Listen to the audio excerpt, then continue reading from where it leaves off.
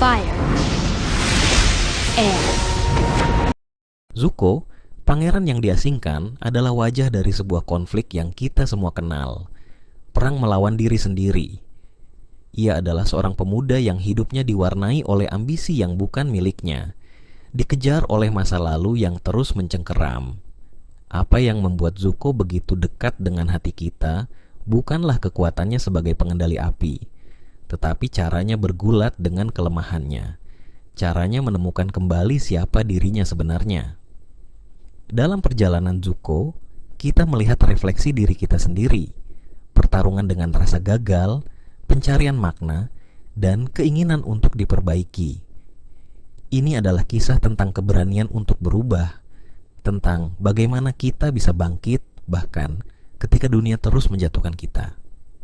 Hari ini, kita akan menyusuri perjalanan Zuko melalui 5 momen terpenting yang mengubahnya dari seorang pangeran yang penuh amarah menjadi seorang pemimpin yang bijaksana.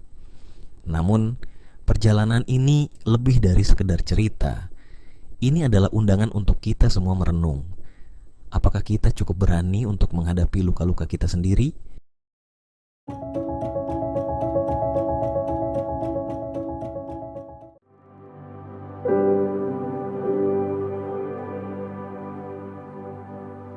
Ketika pertama kali kita bertemu Zuko, ia diperkenalkan sebagai sosok yang penuh amarah dan ambisi. Dengan mata yang menyala-nyala, ia menyatakan bahwa hidupnya hanya memiliki satu tujuan, menangkap Avatar. Bagi banyak orang, Zuko mungkin terlihat seperti antagonis klise, seorang musuh yang hanya ingin mendominasi.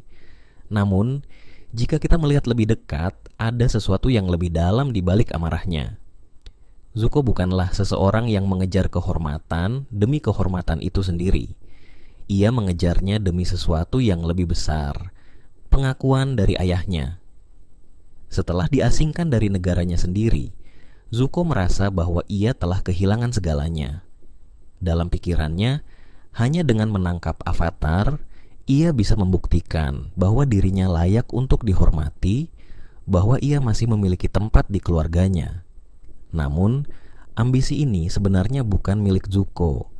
Ini adalah cerminan dari nilai-nilai yang ditanamkan oleh keluarganya.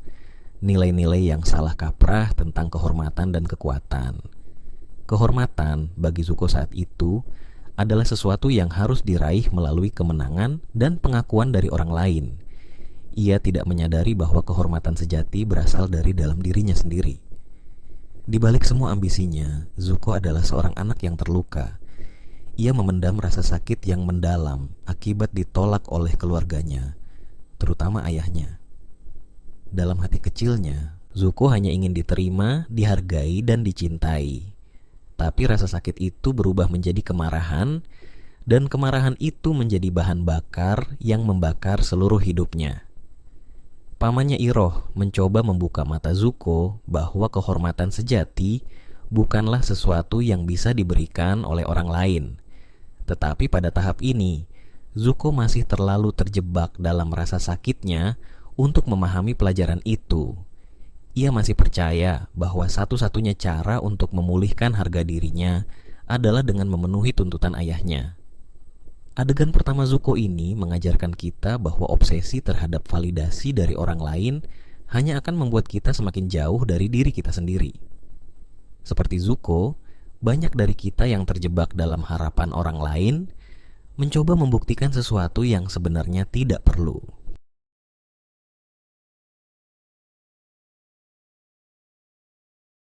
Luka di wajah Zuko adalah simbol dari penderitaan yang ia alami. Luka itu bukan hanya tanda fisik, tetapi juga pengingat akan rasa malu, penolakan, dan kegagalan yang ia tanggung.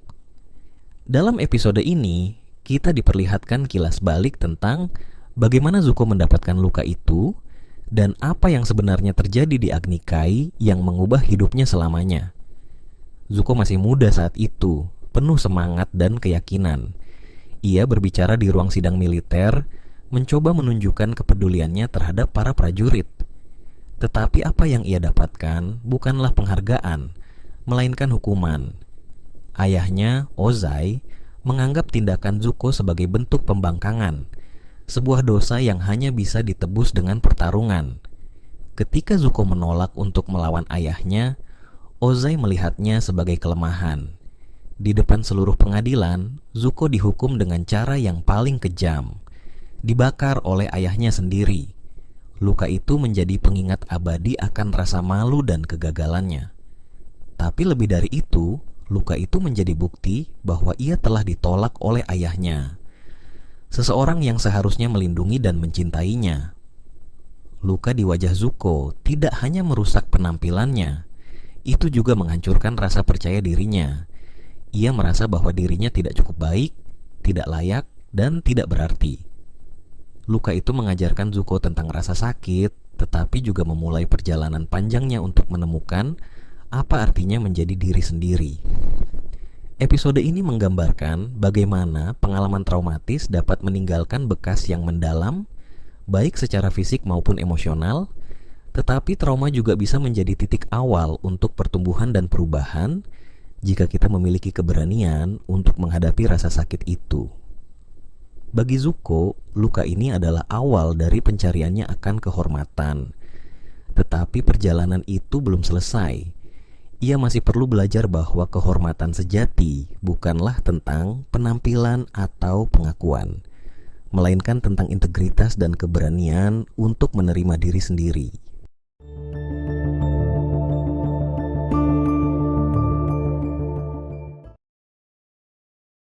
Pada momen ini, Zuko berada di salah satu persimpangan jalan terbesar dalam hidupnya. Setelah lama mencari avatar, takdir membawanya ke ruang bawah tanah di Ba Sing Se, tempat ia akhirnya harus membuat keputusan penting. Pilihan itu sederhana, namun bermakna besar. Ia bisa memilih untuk membantu avatar dan berdiri di sisi kebenaran, atau menyerahkan dirinya pada bujukan Azula dan tetap mengejar kehormatan seperti yang selama ini ia lakukan. Di hadapannya, Azula, adik yang selama ini menjadi bayangan sempurna dari ambisi keluarga, menawarkan Zuko kesempatan untuk memulihkan kehormatan dan posisi di mata ayah mereka. Kata-kata Azula begitu menggoda karena ia tahu kelemahan Zuko, hasrat yang mendalam untuk diakui oleh keluarganya. Zuko, yang selama ini berjuang untuk membuktikan nilainya, tergoda oleh janji kehormatan itu. Namun, ada sesuatu yang berbeda kali ini. Dalam dirinya, Zuko mulai merasakan perlawanan terhadap nilai-nilai yang selama ini ia yakini. Hubungannya dengan pamannya, Iroh, mulai memengaruhi cara pandangnya tentang kehormatan dan kekuatan. Iroh telah mengajarinya bahwa kehormatan sejati bukanlah sesuatu yang harus diraih dari orang lain, melainkan sesuatu yang harus ia temukan dalam dirinya sendiri. Konflik batin ini begitu kuat sehingga Zuko tampak bimbang untuk pertama kalinya. Sayangnya Zuko akhirnya memilih jalan yang salah. Ia memihak Azula dan menyerang avatar, mengkhianati nilai-nilai yang perlahan-lahan mulai ia pahami. Keputusan ini terasa seperti kemunduran besar dalam perjalanan Zuko, tetapi sebenarnya ini adalah bagian penting dari proses pertumbuhan dirinya. Kadang-kadang kita perlu mengambil jalan yang salah untuk benar-benar memahami arti dari pilihan yang benar. Momen ini mengajarkan kita bahwa perubahan tidak selalu linear. Dalam kehidupan, kita sering menghadapi situasi di mana kita tergoda untuk kembali pada kebiasaan lama atau nilai-nilai yang salah, terutama ketika tekanan dari luar begitu besar. Tetapi, seperti Zuko, kita juga memiliki kesempatan untuk belajar dari kesalahan dan membuat keputusan yang lebih baik di masa depan.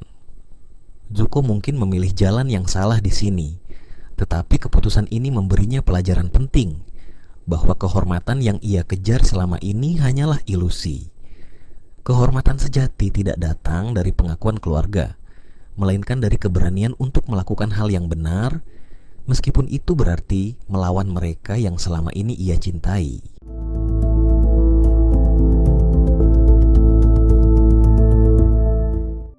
I'm going to join the Avatar, and I'm going to help him defeat Momen you. ini adalah titik balik dalam perjalanan Zuko. Setelah menyadari kesalahannya dan merenungkan apa yang benar-benar penting dalam hidupnya, Zuko memutuskan untuk meninggalkan masa lalunya dan memulai jalan baru. Ia pergi ke Western Air Temple, tempat Avatar dan teman-temannya berlindung, untuk meminta kesempatan kedua. Namun, penebusan tidak pernah mudah. Zuko menghadapi kecurigaan dan kebencian dari tim Avatar, terutama dari Katara, yang masih mengingat pengkhianatan Zuko di Ba Sing Se. Penolakan ini sangat menyakitkan, tetapi Zuko tahu bahwa ini adalah konsekuensi dari kesalahan-kesalahan yang telah ia buat. Ia menerima kemarahan mereka tanpa perlawanan karena ia tahu bahwa hanya dengan tindakan nyata ia bisa membuktikan perubahan dalam dirinya. Dalam perjalanan ini, Zuko tidak hanya belajar untuk mengakui kesalahannya, tetapi juga memahami bahwa penebusan membutuhkan kerja keras dan ketekunan.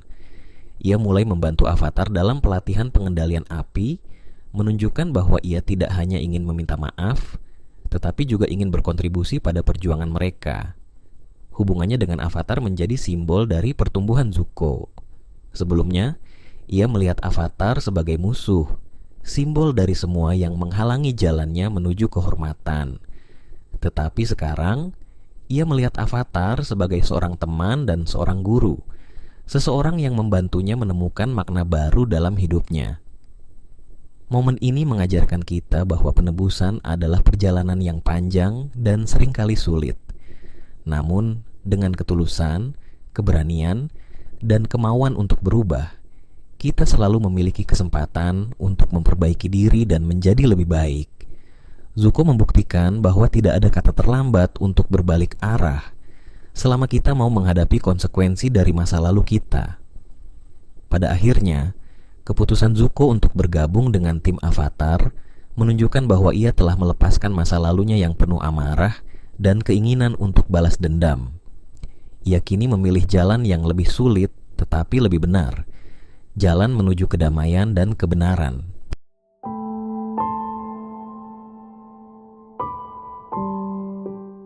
Pertarungan terakhir antara Zuko dan Azula bukan hanya sebuah duel antara dua saudara.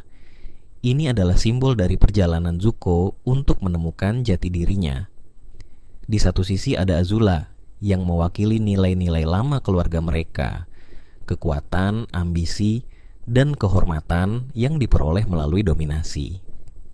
Di sisi lain ada Zuko yang telah belajar bahwa kekuatan sejati berasal dari ketenangan, kebijaksanaan, dan kasih sayang.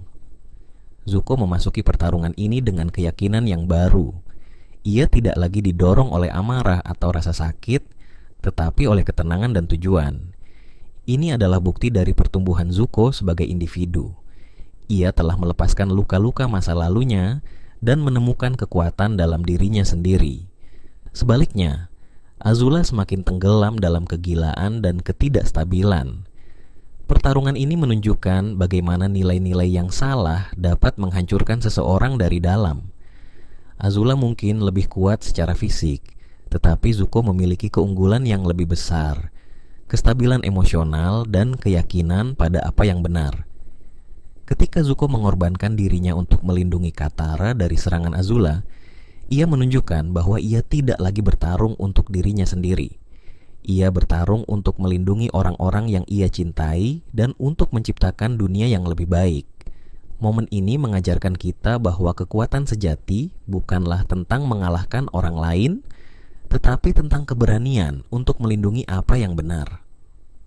Zuko telah menemukan jati dirinya, dan dalam proses itu, ia telah menjadi seorang pemimpin yang bijaksana dan penuh kasih. Pertarungan ini bukan hanya tentang kemenangan, tetapi tentang penegasan bahwa Zuko telah sepenuhnya berubah. Ia bukan lagi pangeran yang penuh amarah, tetapi seorang pria yang telah menemukan kehormatan sejati dalam dirinya sendiri.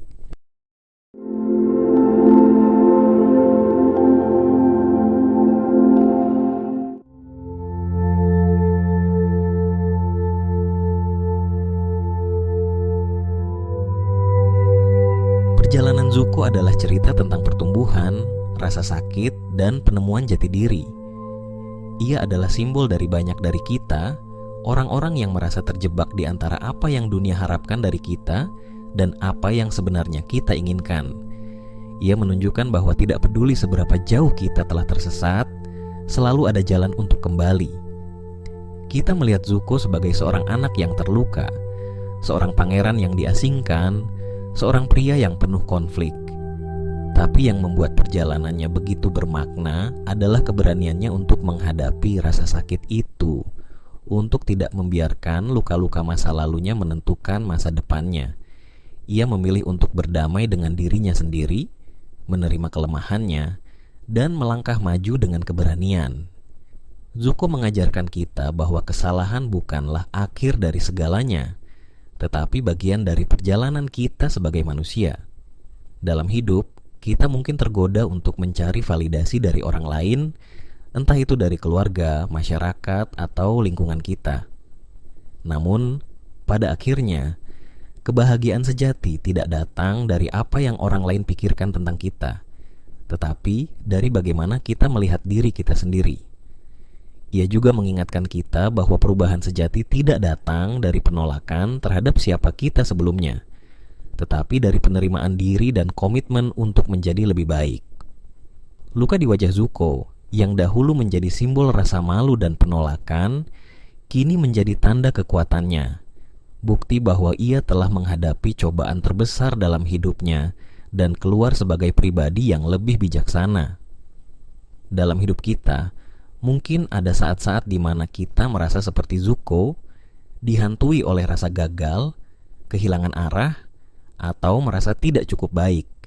Tapi perjalanan Zuko menunjukkan bahwa selama kita memiliki keberanian untuk merenung, meminta maaf, dan memperbaiki diri, selalu ada harapan untuk memulai kembali.